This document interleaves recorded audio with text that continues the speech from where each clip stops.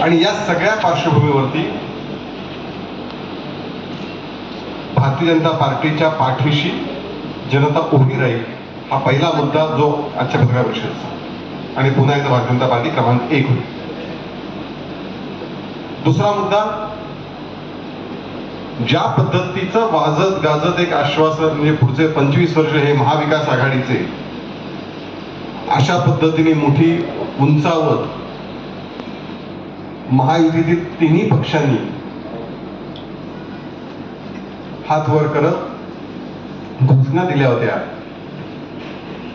आज चित्र असं आहे, या तिन्ही पक्षांचे असलेली महाविकास आघाडीचं विसर्जन अधिकृतपणे जवळपास झालेलं आहे.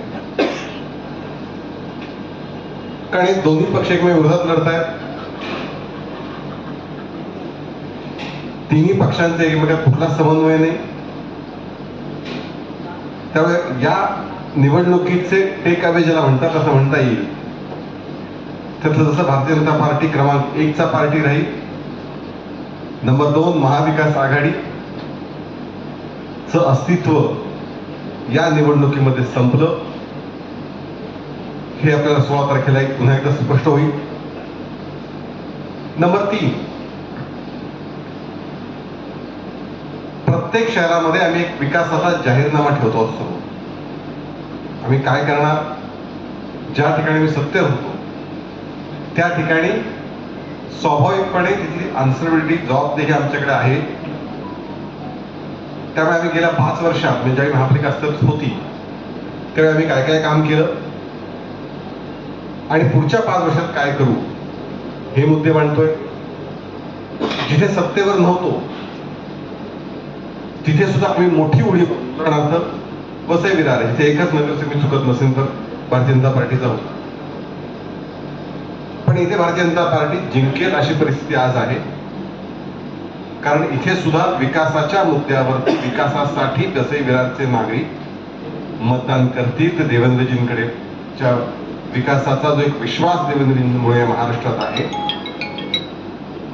त्याला ते मतदान करतील आणि म्हणून इथे सुद्धा आम्ही जिंकू. वसई विरारकर हे सगळे आमच्या पाठीशी उभे राहतील असा आम्हाला विश्वास आहे. त्यामुळे 2-3 मुद्दे प्रामुख्याने आपल्याशी चर्चा करायची होती. काही प्रश्न नक्की आपल्या मनात आहेत सकाळपासूनचे, मला माहिती आहे सकाळपासूनचे फोन अनेक मला येत होते. त्यामुळे आपल्या मनात काही प्रश्न असतील 100% आहेत मला माहिती आहे. ते प्रश्न आपण मला विचारायला हरकत नाही. देवेंद्रची सभा या ठिकाणी होणार आहे त्याची माहिती आपला प्रश्न तो आधी तुम्हाला अधिक डिटेलमध्ये तुम्हाला मिळेल.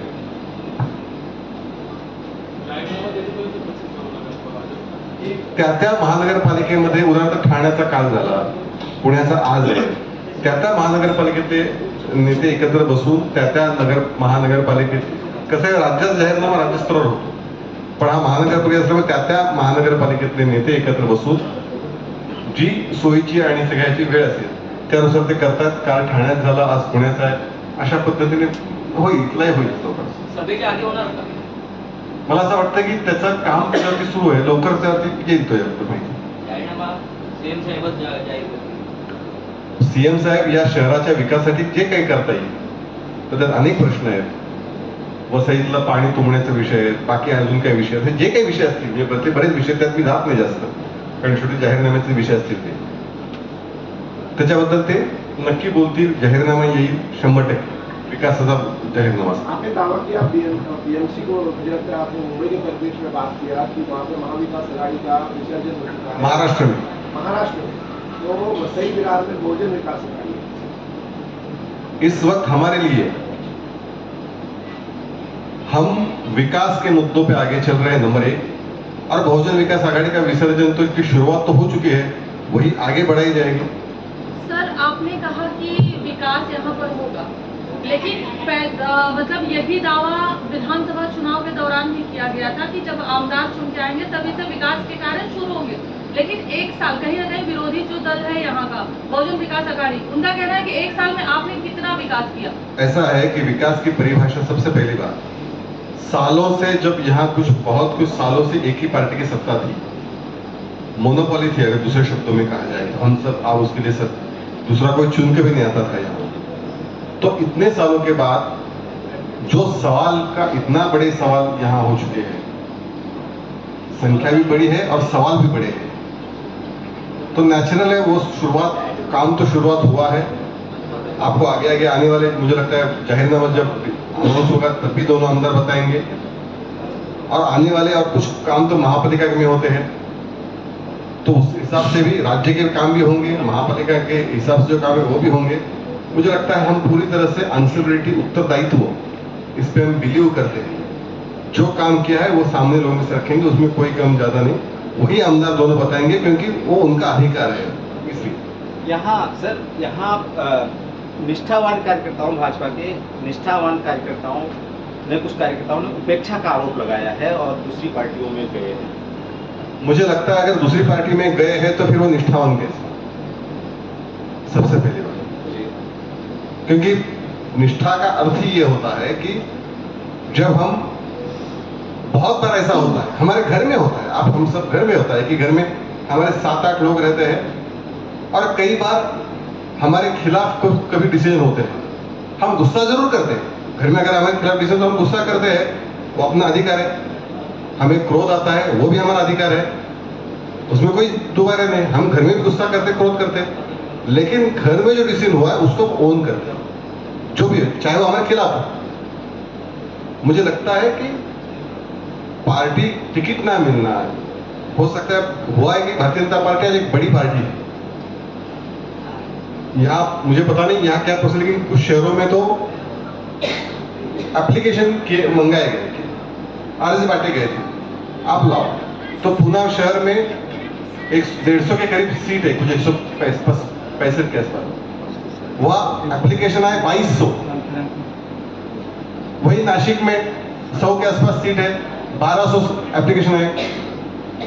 अभी उसमें समझो आधे निकाल दो, चलो कि नए कार्यकर्ता उन्हें ऐसे ही दिया, ऐसे समझ के चलो, लेकिन हर वार्ड में फिर भी कम से कम 5 से 6 ऐसे थे जो कॉम्पिटिटिव थे। एक्स को दिया तो वाई नाराज होगा, वाई को दिया तो जेड नाराज होगा, जेड को दिया तो एक्स वाई नाराज, यानी कि एक्स वाई जेड तीनों ही अगर एक साथ कॉम्पिटिटिव और चुनना सिर्फ एक को है, तो बहुत बार पार्टियों के नेताओं ने उसमें भी प्रोफेशनल अप्रोच, जिसको हम कहते हैं मेरिट पे, जिसको हम कहते हैं, वो करने के हर जगह कोशिश जरूर की है। कभी कभी कुछ हो सकता है, किसी को वो पसंद ना हो, किसी का राय ना हो, लेकिन अगर निष्ठावान कार्यकर्ता हम बोलते हैं तो मुझे लगता है कि बहुत बार पार्टी का डिसीजन हो सकता है उनके फेवर में ना हो, फिर भी वो पार्टी के लिए, और भारतीय जनता पार्टी की इसीलिए जानी जाती है कि हमारे लिए कोई कैंडिडेट मायने नहीं रखता, हमारे लिए सिर्फ कमल मायने रखता है। और भारतीय जनता पार्टी का जो वोटर है उसके लिए भी कमल यही रहता है, वो नाम नहीं देखता कौन कैंडिडेट है, सिर्फ कमल देखता है। मुझे लगता है ये सबसे ज्यादा इसको निष्ठा बोलते हैं। एकेकाने विचारलं तर मला उत्तर देता येईल। दावा केला जातोय की महापौर भाजपचा बनला जाईल, मात्र वसईविरा महानगरपालिकेच्या निवडणुकीमध्ये महायुतीमध्ये भाजप आणि शिंदेची शिवसेना आमने सामने या ठिकाणी असं आहे की आम्ही तोच मुद्दा पुन्हा आहे, असं आहे की भारतीय जनता पार्टी आणि शिवसेना युती व्हावी हा धोरणात्मक निर्णय झाला। नगरपालिका अनेक ठिकाणी विरोधात लढलो, कारण कार्यकर्त्यांची निवडणूक आहे। एक मुद्दा लक्षात घ्या, 2 टर्म म्हणजे 7-8 वर्षानंतर ही निवडणूक होती महापालिकेची। 2 टर्म जवळपास, एक पहिली टर्म 5 वर्षापूर्वी जे लढले असते त्यांना तिकीट मिळालं असतं, जर नॅचरल कोर्समध्ये निवडणूक झाली असती तर, आणि त्यानंतर दुसरी निवडणूक, 2 टर्म ज्यांच्या गेल्या, अशा पद्धतीची कार्यकर्त्यांची संख्या आहे। त्यामुळे कार्यकर्त्यांचा आग्रह प्रचंड आहे आणि कार्यकर्त्यांच्या आग्रहातनं शक्य तितक्या ठिकाणी युती व्हावी हा प्रयत्न झाला। काही ठिकाणी अशा काही गोष्टी घडल्या असतील, जसं तुम्ही 4 ठिकाणी आहे, पण तरी सुद्धा धोरणात्मक वरच्या 3 नेत्यांमध्ये आमचे एकमत आहे, देवेंद्रजी, एकनाथजी आणि अजित पवार, आणि तिघांचे मिळून अतिशय उत्तम एकमेकात कोऑर्डिनेशन आहे। त्यामुळे महापौर तर नक्की भारतीय जनता पार्टी के त्यात शंका नहीं। महानगर पालिका में पहली बार फाइनल सिस्टम जो है इलेक्शन हो रहा है, इसमें मतदाताओं को जो है अवेयरनेस के लिए पार्टी ने ना तो महानगर पालिका ने कोई अवेयरनेस नहीं किया, आप इसके बारे में क्या कहेंगे? मुझे लगता है हमारे मतदार बहुत ही शार्प होशियार ऐसे हैं, उनको एक बराबर पता होता है कि किसको वोट करना। ये आपकी बात बिल्कुल सही है कि महापालिका या प्रशासन ने ऐसी कुछ व्यवस्था करनी चाहिए थी, लेकिन फिर भी हमारे मतदार बहुत ही होशियार है और ये जानते हैं कि हमको किस प्रकार से वोटिंग करना है, वो बराबर उनको जानते हैं। सर तो वक्तव्य होतं भाजपचं एक आपका कहना क्या है कि शिवसेना तिकीट नाही देणार वहाँ पे? पक्ष पॅनल उभं केलं असू दे ना, असं आहे की पार्टी सर्व गोष्टींचा विचार करून त्या ठिकाणचा निर्णय घेते.